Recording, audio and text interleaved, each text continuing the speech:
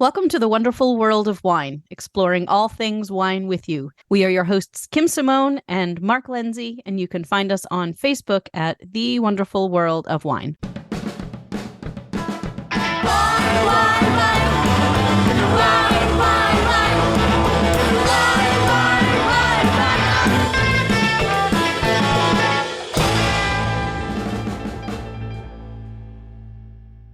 Hello, everyone, and welcome to our holiday show here on the wonderful world of wine. Mark and I are excited to talk to our old friend and Italian wine specialist, Ciro Pirone. Ciro, how are you?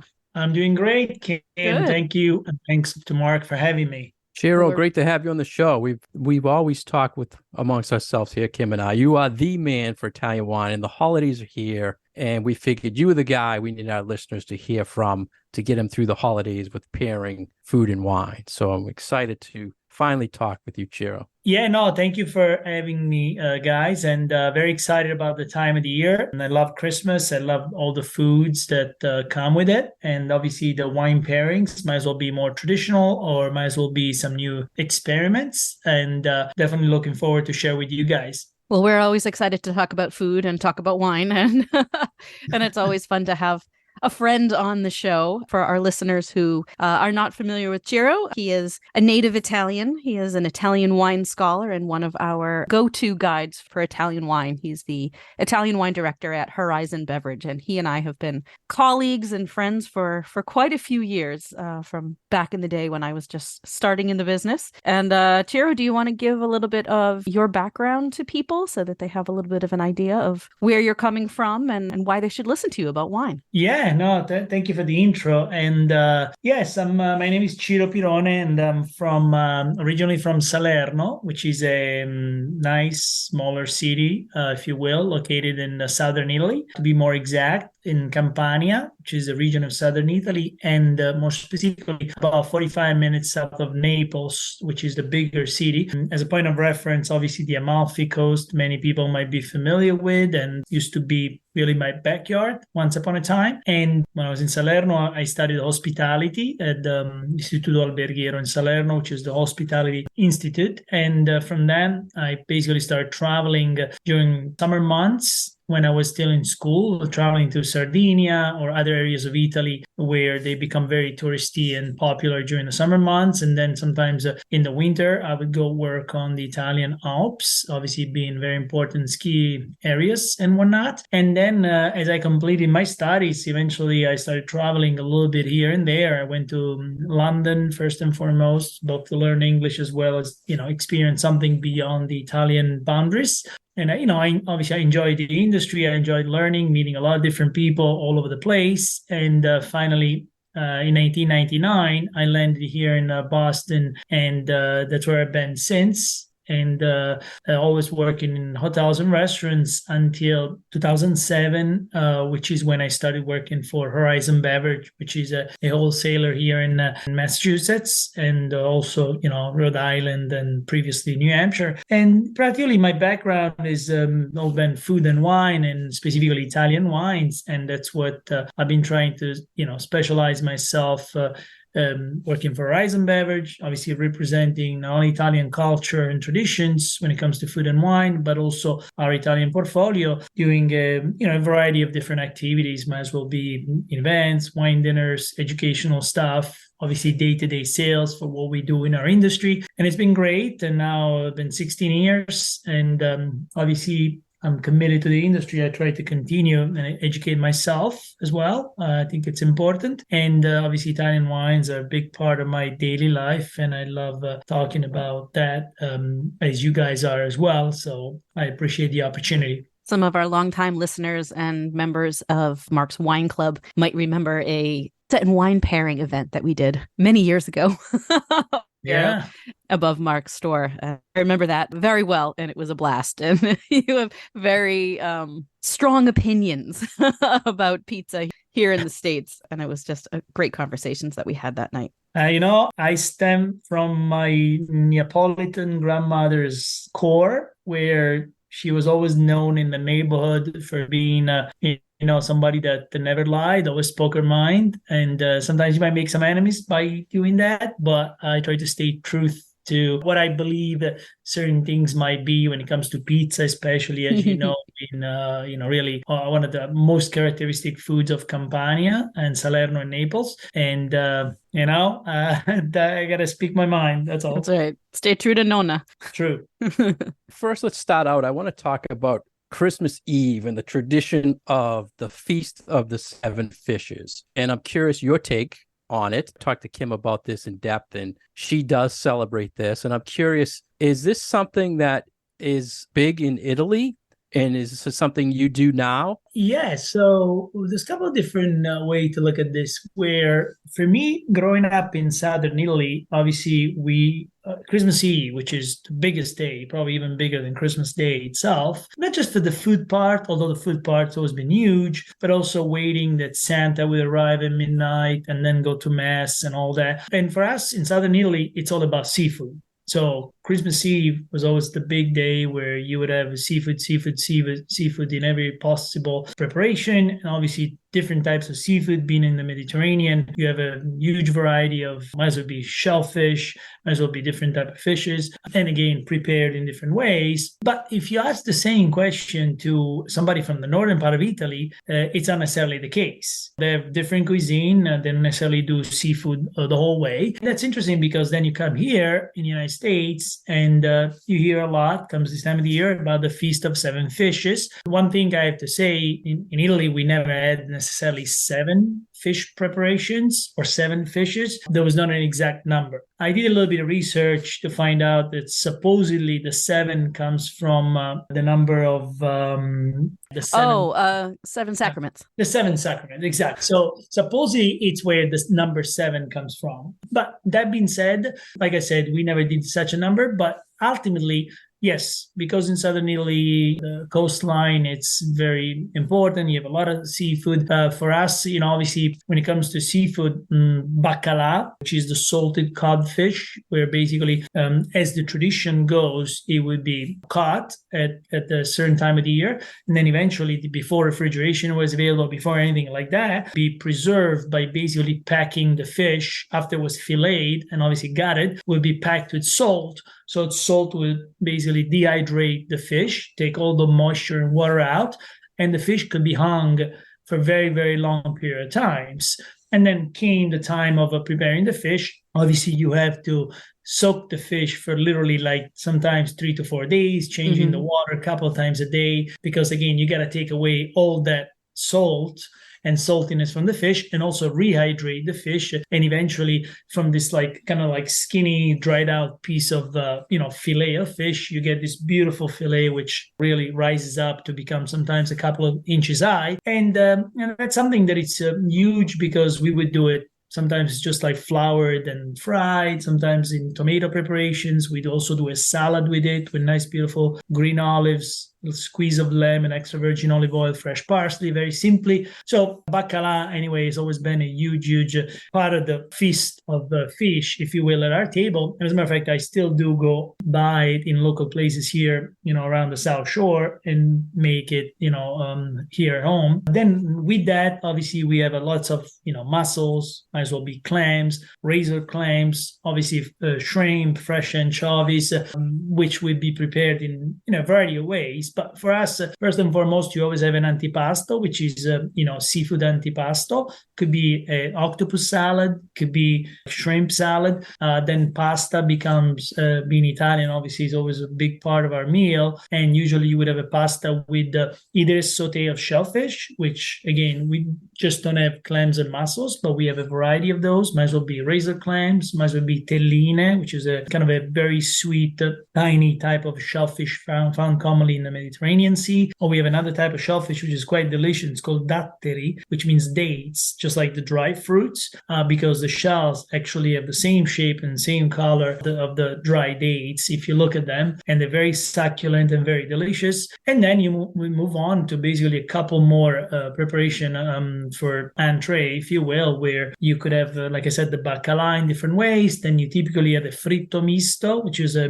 mixed fried seafood preparation where you would have, calamari, shrimp, sometimes cuttlefish, and a piece of bacala, and you just nice squeeze of lemon to kind of freshen up the fried quality of the preparation. Then obviously dessert wouldn't be fish in that case, but yeah, that wouldn't be the. We do love fish, but not that much. So here, obviously, as I got married, and my wife's family, Christmas Eve was never really a big deal. For them, was always like Christmas Day, and eventually being a family and getting children, and as the kids got older, and we have our own house, bigger space, and whatnot. That was a big thing for me personally that I wanted to introduce because I wanted to bring back this obviously beautiful memory of growing up and having the family together on Christmas Eve. And finally, I was able to do it a few years ago. And since every Christmas Eve, we invite everybody to our house and I cook for everybody. And I try to make as much as possible seafood, knowing that the selections are a bit more limiting here. But that being said, I try to carry on that tradition, which I dearly love. Some years I might introduce a little bit of meat too, just because you want to change it up. You don't want to get too boring with cooking, which is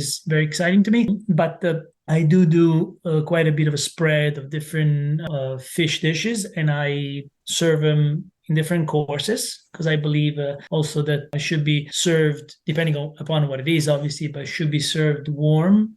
Fish shouldn't be cooked and just left there to hang out for 40 minutes before you eat it. And so it's been a wonderful thing, and everybody's been loving it. And so we'll continue to do it. And actually, we were talking about this last night, but over the next couple of days, I'll be doing a little bit of research because, I love to bring back the tradition of doing spaghetti with clams, spaghetti alle vongole, very simply, obviously. But I also want to introduce something that is a little bit more flair. So this year, I might also do pasta e fagioli con le cozze, which is pasta e fagioli, obviously the very famous traditional Neapolitan dish. But we do a preparation with mussels, which are part of the dish. So it kind of involves a little bit the sea and a little bit the land. Becomes very hearty, has got a little bit of salty quality from the mussels, but still has that kind of a sticky quality of a nice thick pasta fagioli. So we'll see. Everything gets up for grab at this point, but excited for the Christmas Eve coming. Usually I start early in the morning, and I have to say that, yes, obviously the Feast of Seven Fishes and all fish and whatnot, but I think sides usually also are in Southern Italy anyhow. Sides are very, very relevant, a huge part of that meal. That sounds like a ton of food. And now I have to kind of go back, Ciro, because I picked Kim's brain. She does this celebration, and she mentioned a lot of what you said you have. She so has. many similarities. I'm yeah. like chomping at the bit to talk about it. Here's my question to both of you now. So do you just have one wine for the whole night, one style, or what do you each pair with that on that night? I have a whole bunch of stuff. It's my husband's family that this is the tradition that they do. My family does it a little bit now, but I didn't grow up with it. So I was really only introduced to this tradition when I married into their family, but they go gung-ho every single year for all of this stuff. I love that you started with the bacala, Ciro, because that is like my husband's number one thing that he looks forward to on Christmas Eve. Like you have to have the bacala. And my in-laws spend, you're right, it's like 3 days getting this thing ready. Right. And the way that I tend to handle wine at family holidays is I just bring a whole selection of stuff and open a few things and let people sort of graze through what wine they want to drink with, what food. I'll give some people some pointers, but I generally let it be almost like the wine buffet, like have some of this and then have some of this. But I do try to do some things that I know are going to go well with a variety of foods. What do you do with the salted fish, Kim? Is there something you like? Our family makes so we shred it after it's been rehydrated and, had all that salt removed from it. And then we mix it almost with like a batter and make like little fritters out of it. And like what little do you pair fried it cakes. with? Something white. Italian, right? I usually bring Italian for Christmas Eve. Absolutely. So I would do, I don't know, a whole variety of different things. Depends on the year. So there are so many Italian whites that do have this like salinity thing going on. Is that something you recommend when you're doing that? Yes, obviously, it's always great to think about wine and food pairing, and it's exciting. But as Kim also mentioned, obviously for me, yes, everything is Italian. I do not own one single bottle of non-Italian wine. But but that aside is the fact that because it's a lot of seafood, because it's like you said, might as well be the bacala fritters, or might as well be, like I said, the shellfish or octopus, seafood salad and whatnot. Ideally, yes, this kind of a briny, slightly savory, salty wines, and might as well be a nice Verdicchio from Marche, or obviously from Campania. We have beautiful things like Fiano di Avellino, Falanghina, but also Sicilian white. I think many things can be a great accompaniment, like a good grillo, if you will. But I also realize that it's hard because not only you cannot serve just white wines, because some people like to have red. It doesn't matter what you're eating, and I get it. So I end up actually a few years ago, because my wife does as I decide the menu, the 3 or 4 courses, whatever we're gonna do, she puts together on her computer a little actual menu that we put on the table. So it becomes a fun thing to do. And a few years ago, we actually used to list a couple of wines that would be the wines we would be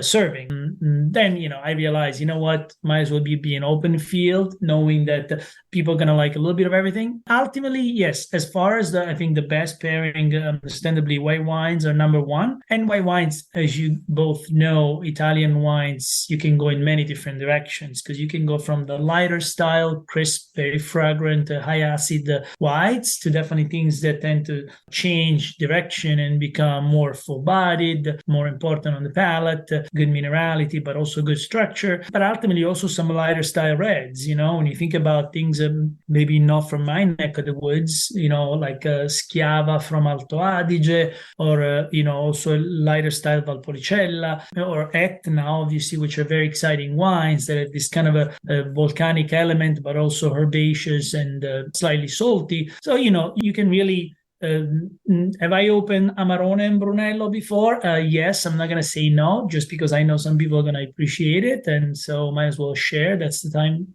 of the year to do it. But I do think that obviously Italian wines, they offer an incredible amount of not only diversity, but also opportunity to match the food and wine. And especially comes on Christmas Eve with so much variety of seafood at the table. I'm glad you mentioned some red wines there. What was the local red wine that you had from Campania that you would pair with fish? Well, I would say Campania, it's a bit tough, just because obviously Aglianico is the main grape red, and it's definitely more on the tannin side, so probably not ideal. But there are some reds, maybe from the Amalfi Coast area, which they tend to be more lighter style reds, and they can do a nice job. But I think when you think about Campania reds, for the most part, you think about more like hardy red wines, because obviously come from the inland part of Campania, the mountains, the Irpinia region, where the cuisine tends to be a bit more like red sauce and pork preparations. So I would definitely go more into other regions if I have to select some lighter style red wines that can be a good pairing with seafood cuisine anyhow.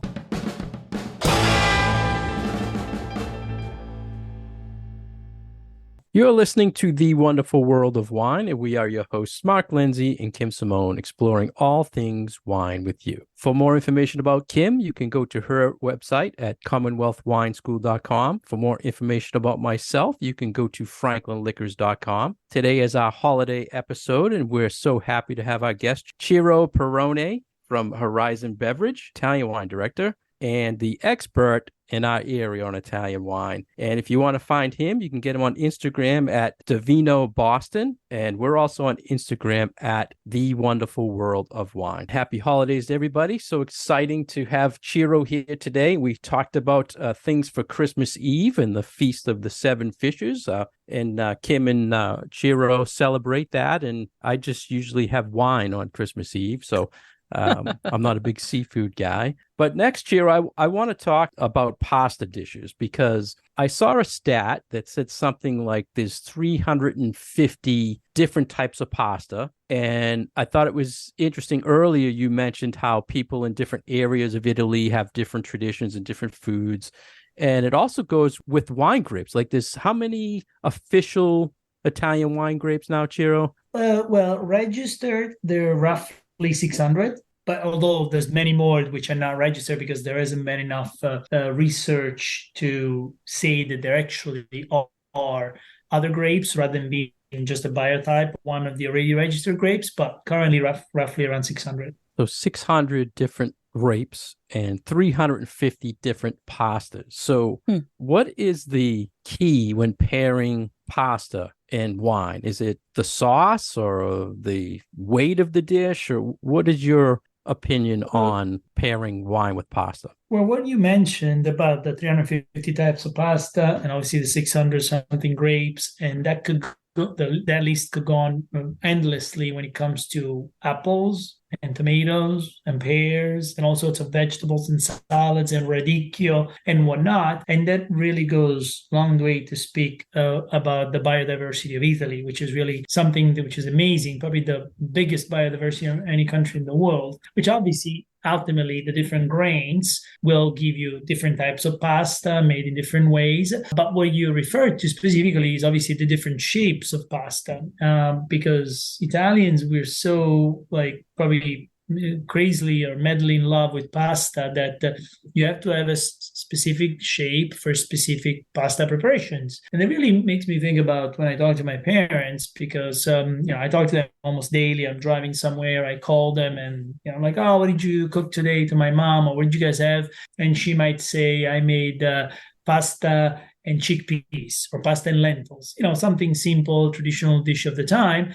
And my dad always in the background is like, yeah, but she didn't use the right pasta. Well, here you go. Because again, for certain pasta, pasta and potatoes, for example, might be one of the most traditional peasant dishes of the poor farmer tradition, which you had nothing, you just had pasta and potatoes, and really is one of the most wonderful and flavorful dishes you'll ever taste. But you need this pasta called pasta mista, which is basically a bag of pasta you can buy in stores, also find here, where instead of having one type of shape of pasta, you have a mix of 5-6 different type of pasta. Obviously they're going to be cooking at the same time, and that's the type of traditional pasta used for that preparation. So that goes to say that basically for each recipe, might as well be, spaghetti aglio olio in a very simple way, or might as well be like a trofie with pesto, which obviously trofie being another type of pasta, homemade, kind of curly, or might as well be fettuccine alla bolognese, or maybe lasagna somewhere else. Each recipe really requests its own a variation of shape of pasta, if you will. And then within that world, obviously, not only we have the dry pasta, but as you know, there's also fresh pasta, there's egg-based pasta. So there's different things. Now, when it comes to my opinion, anyway, matching wine with pasta, I think it's all about the sauce, because ultimately, if you're just boiling pasta and put a little bit of olive oil, it doesn't matter the shape, you're still going to have the same result for the most part, other than different texture in your mouth. But the sauce will definitely dictate what you're going to pair with. Because again, when it comes to pasta, it's really an incredibly diverse world of preparations. And I love pasta. I like to cook in different ways. When you think about pesto, right? Obviously you might make trofie or trenette, which is another local type of pasta. Very fresh sauce, just literally made with basically pine nuts, extra virgin olive oil, a clove of garlic, fresh basil, and basically 50-50 pretty much of Parmigiano and Pecorino. And then, obviously you put it in a mortar, you squash it down, and then you toss it with pasta. That kind of preparation, you need a very lively, fresh, maybe pigato or vermentino from Liguria. But obviously when you're thinking about, like I said, a risotto alla pescatora, which is a seafood risotto that we make very commonly in Campania and other parts of southern Italy, maybe you do need a wine being a risotto. Yes, there's no butter. Yeah, there's no cheese in that case, because it's seafood risotto. You want to taste the freshness of the dish and the kind of salty quality and the seafood element to it. Maybe you put a good Greco di Tufo, a white wine that is almost like the structure of red wine with some tannins to it. Obviously, if you go to Emilia-Romagna and you have Bolognese, now things start shifting very differently in a very different direction, because there it's when you start needing maybe a good Sangiovese di Romagna. So something, there's a good acidity is going to freshen up the palate and is going to give you this kind of cleansing quality that is necessary, especially when you have something like bolognese. Or ultimately, for example, if you're in the same region, you have tortellini in brodo. Tortellini, obviously, we all know is the stuffed pasta with, locally, they do with meat. Other times can be just with cheese or ricotta or pieces of ham, depending on what, and sometimes just cooked in the classic local broth, almost like a vegetable broth, or sometimes it's like a chicken broth. So a very simple dish. And you can also have a nice lambrusco di sorbara. So, I think when it comes to pasta, because there are so many preparations with so many possible variables of ingredients and richness of the dish, of very simple, clean, everyday dish, it just will marry pretty much every wine of the 600 varietals, as long as you do the right ingredients with the right dish, and obviously paired up with the right wine. Well, I'm really hungry now after listening to all of that. Yeah, it seems like Italian wine. What's the old saying? What grows together goes together. I mean, it's like the perfect food wine. I always tell people when you're having food, you can always find something from Italy that goes with the dish. And like Kim said, you just made us all hungry. You made the town proud, because there's a lot of Italians here in Franklin, Ciro. So I'm sure people are like Kim, very hungry right now. Yeah. Well, I mean, I think, my saying has always been, because I see a lot of people love meat. I mean, I do enjoy meat every once in a while, but I see people eating a lot of meat, a lot of steaks, a lot of stuff. And I always tell my wife, I'd rather have as a last wish a nice dish of pasta. Because I think it's something that I love cooking. Always makes me feel like home. It's also inexpensive, really. It kind of fills you up, and not only that, ultimately it brings back great memories, because for us, growing up in Italy myself, and especially Southern Italian, even today, obviously I don't live there for 24 years now, but my dad, every single day, he has for lunch anyway, he has pasta as one of the courses.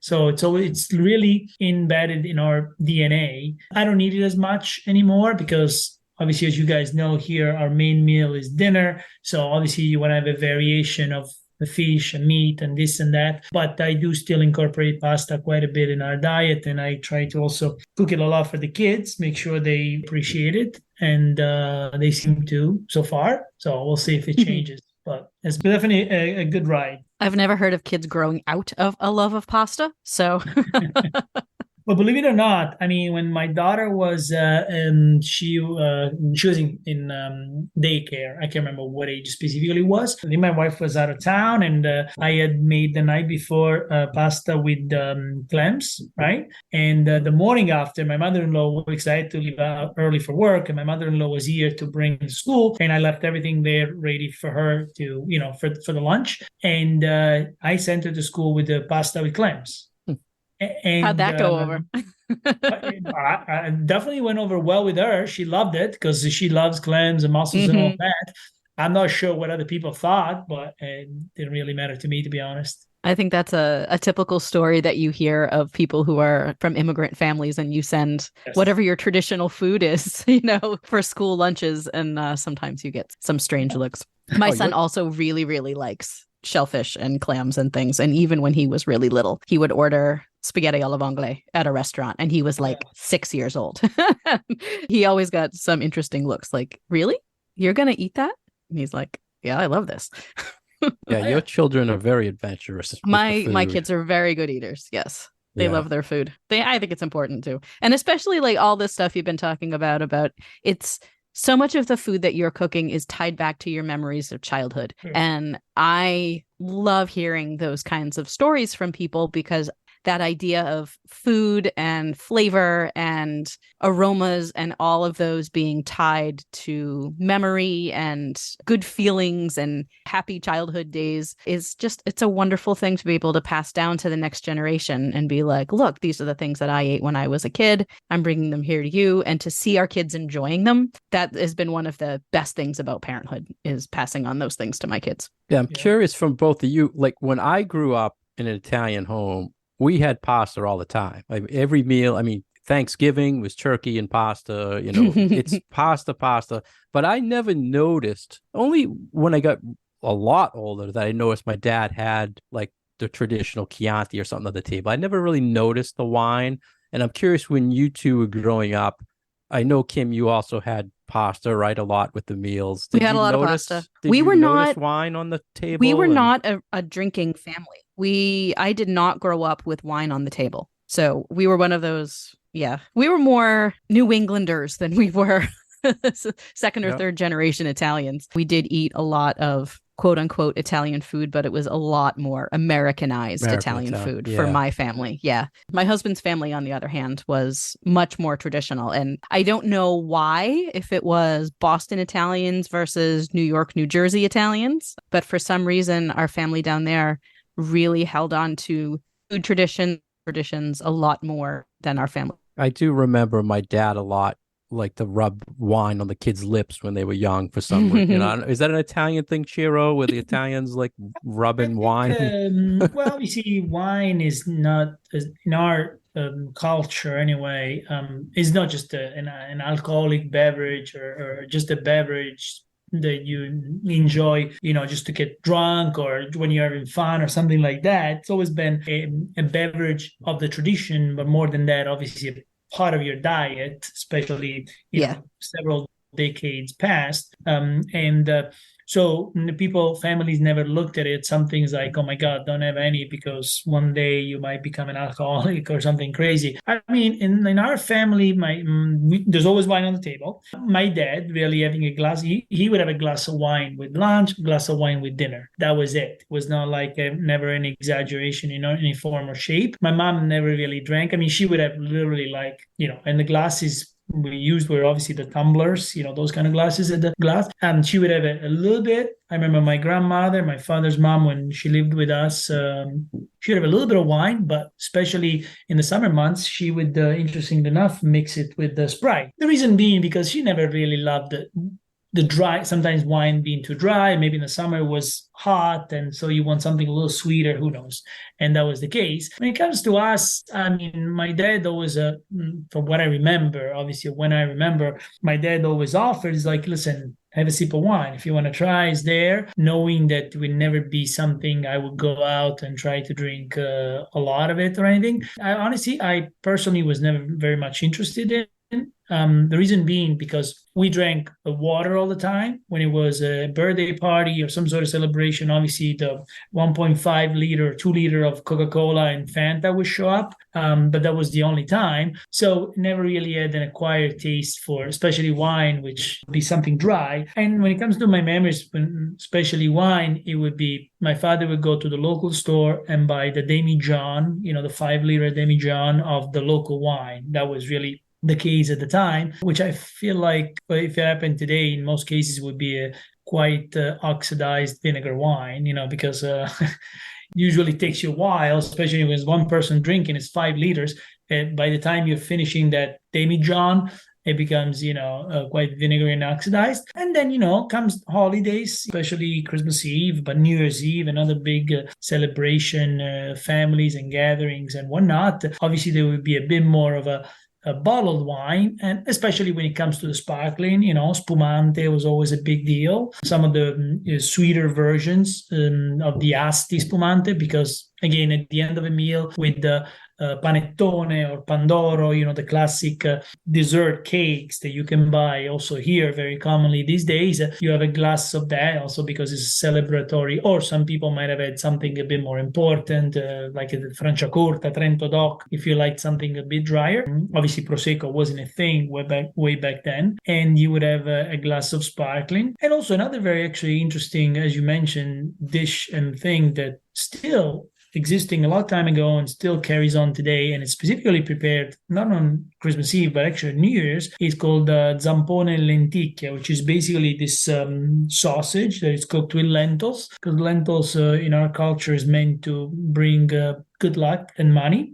So every New Year's Eve, you eat this dish at the end. Basically, you wait the midnight after you had your own meal and all that. You wait the midnight, and as people celebrate the New Year's coming, you have a couple of spoonfuls of lentils with a little bit of this zampone, which is a sausage cooked in the lentils, so it's quite tender. And the hope is that those lentils turn into money for the New Year. At least you hope. Never happened, but again, you keep the tradition is quite fun. I might need to do that for my New Year's Eve party this year. Yeah.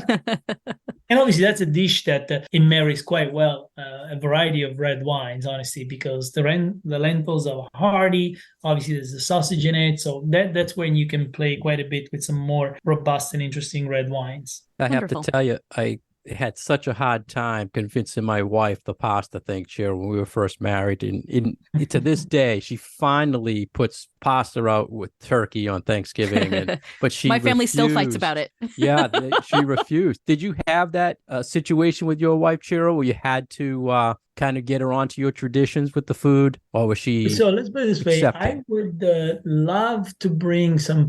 We don't do Thanksgiving here because it's. I love the holiday. I love the family holiday. I don't care too much for the meal itself, although I eat the turkey. But and also having a family, she's one of four. So, someone else, typically her brother used to be her dad way back then, but typically her brother is the one that hosts Thanksgiving. And we went there this year, as in the past years, and he makes a roasted turkey and a fried turkey and then all the various sides and things like that. And I would like sometimes to show up with a dish of pasta, but I refrain myself also because I'm like, they're going to be like, oh, here you go, the Italian has to bring pasta even on Thanksgiving. So usually we argue every year about lasagna on Thanksgiving. Yeah, I don't even try. The reason being because I feel like no matter what, we show up at 2:00, you have 2.5 hours worth of appetizers.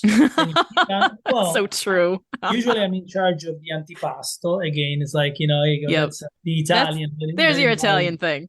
Yeah, let him buy his prosciutto, salame, and a variety of cheeses and whatnot. And, you stuff yourself with all these other things that are there.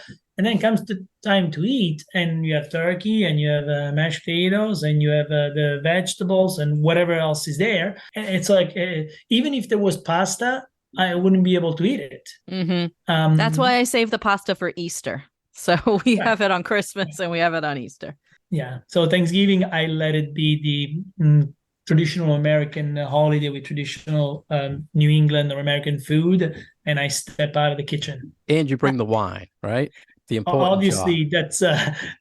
that's a no-brainer. Sometimes because again, we live in Weymouth, they're in Abington, literally like 7 minutes away. Sometimes I get sent back for seconds. So I need to figure out a way to incorporate lobster into our Christmas Eve Feast of the Seven Fishes. The only time I've hosted was during COVID, so I don't have that one quite yet. I did it before. Obviously, it's very nice. It's just it's a lot of work because it doesn't matter how you prepare the lobsters. You gotta either you split them in half and saute them, or you boil them first, take the meat out, and then make whatever preparation. It's a lot of work just because you gotta shell all the lobsters, and it's. Well, I figured to have a little bit of a New England influence. Maybe clam chowder. Clam chowder might be a good one to do instead.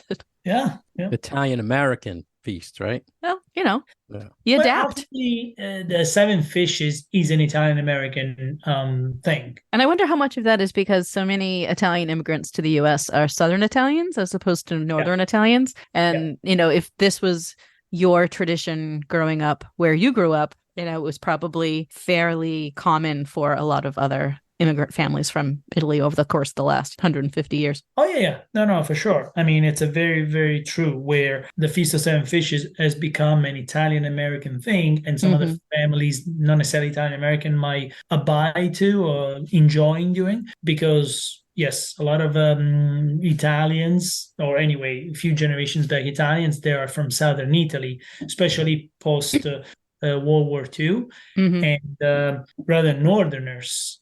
Because I have a bunch of friends here from Northern Italy, might as well be Bergamo or some other cities, and they tell me when we talk about it, it's like, I didn't grow up. I mean, for us, besides for them, Christmas Eve, number one, wasn't as big of a celebration as it is in southern Italy. Christmas Day. Interesting. Yeah, Christmas Day is more the celebration. Christmas Eve is almost like another day. You have dinner, maybe you go to church, obviously, and then you celebrate Christmas the day after. But for sure, the seafood part wasn't part of. Yeah, think about it. I mean, when you don't have the sea necessarily nearby, you are in Milano, or you are in like somewhere by the Alps or in Piemonte, or even in the heart of Italy, in Umbria, or whatever, something like that. Fish is not the most readily available thing. So they're going to have totally different preparations altogether. Ciro, the last thing I had to ask you was, is there any Italian Christmas traditions that you don't see here in America?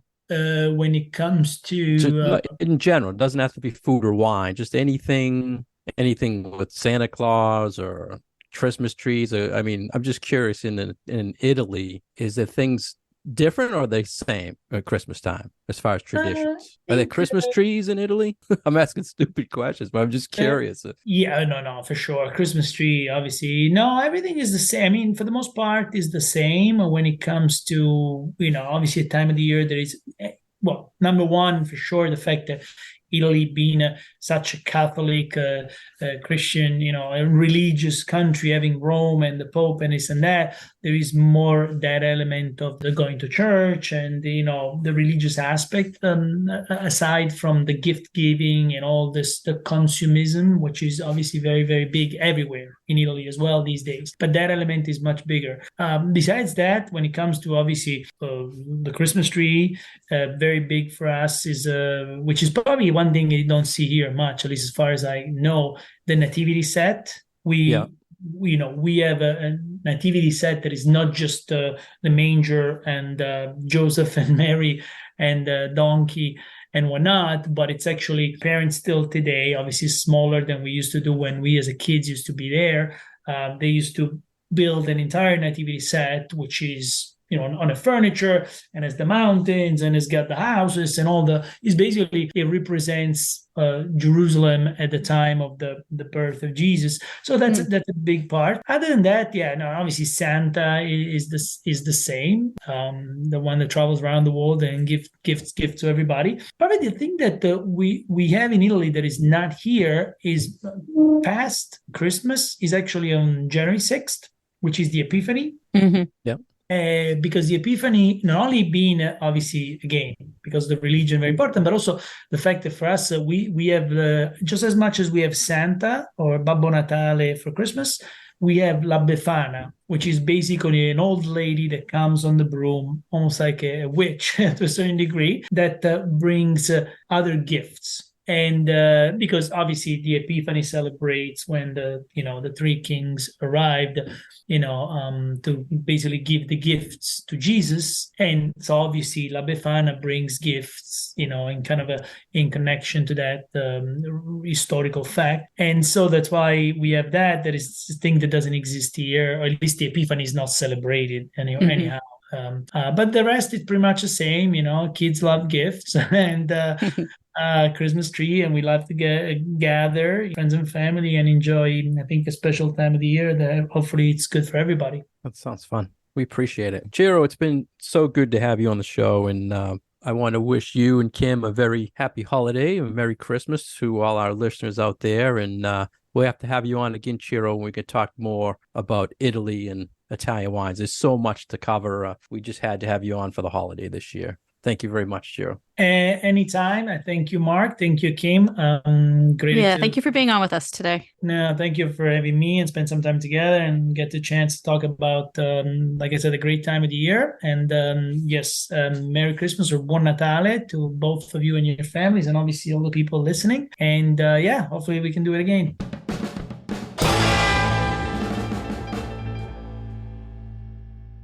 Thank you for joining us today on The Wonderful World of Wine. We have been your hosts, Mark and Kim, and our special guest, Ciro Pirone, who you can find on Instagram at Divino Boston. We hope you have a happy holiday. Salute. Alla salute e buon Natale. Wine.